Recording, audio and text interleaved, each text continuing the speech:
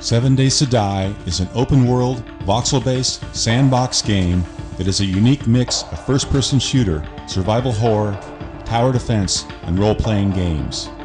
The game takes place in the near future, where a third world war has left the Earth in ruins, and an unknown virus transforms the surviving humans into bloodthirsty zombies. You play a survivor trapped in Navezgane County, Arizona, one of the last true Edens on Earth.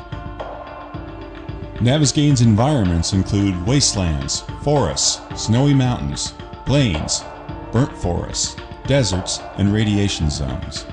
You'll discover hundreds of points of interest, ranging from caves, campsites, and bandit camps, to small towns, farms, and factories, and even cities and skyscrapers.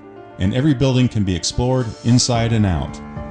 The story unfolds through our dynamic story generation system that guides the player to other survivors, better loot, and undiscovered points of interest. To survive, you must scavenge the world for food and water to keep up your health, stamina, food, and hydration levels. And maintaining these stats is more than just a tedious chore. You can actually boost your stats for increased health, stamina, strength, speed, and jumping ability, giving you added capabilities when venturing into the most dangerous places.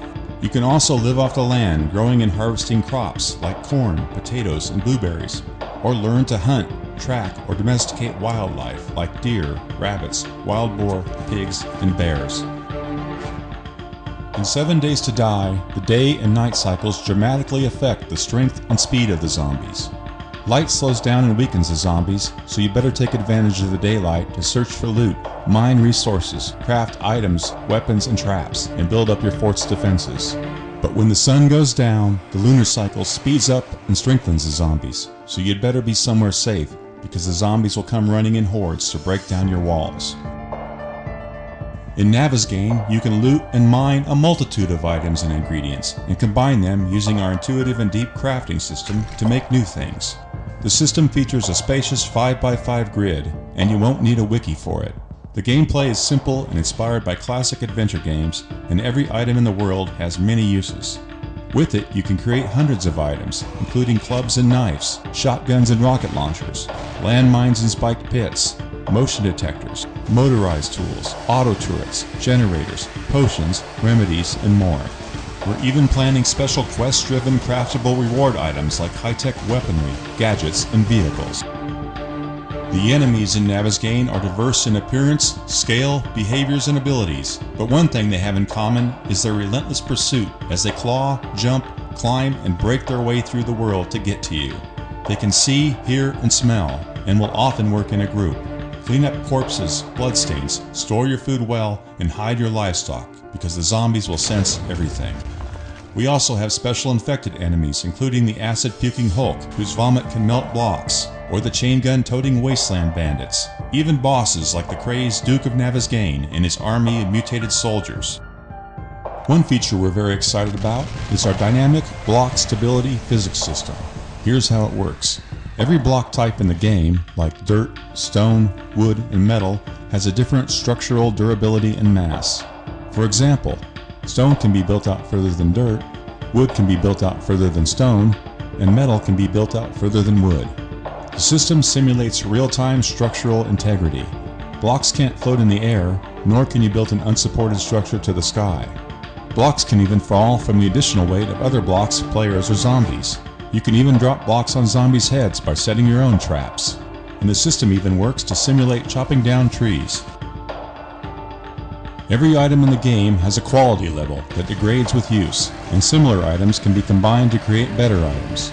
As your crafting skills increase, so do the quality of the items you build and your ability to use them.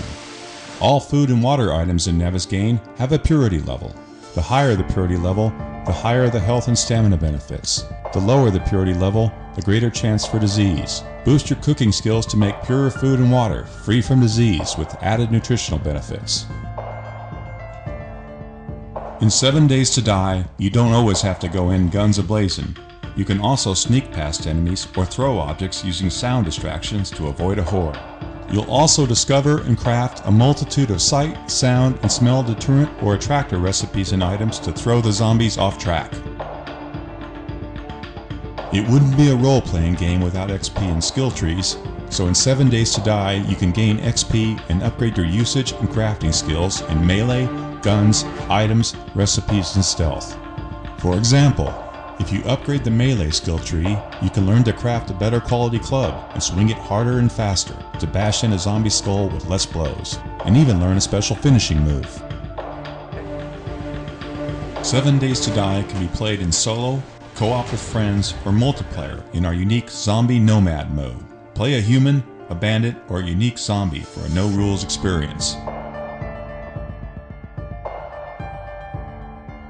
Watch the leaderboards and fight to be the big clan of the wasteland, or the Duke of Navezgane. Our creative mode tools will allow the fans and the community to build their own worlds and play them with their friends. The tools feature hundreds of block shapes, prefabs, and random generation tools. Create dedicated servers with your own unique game rules. Play the handcrafted campaign or your own randomly generated world enhanced with your own personal touch.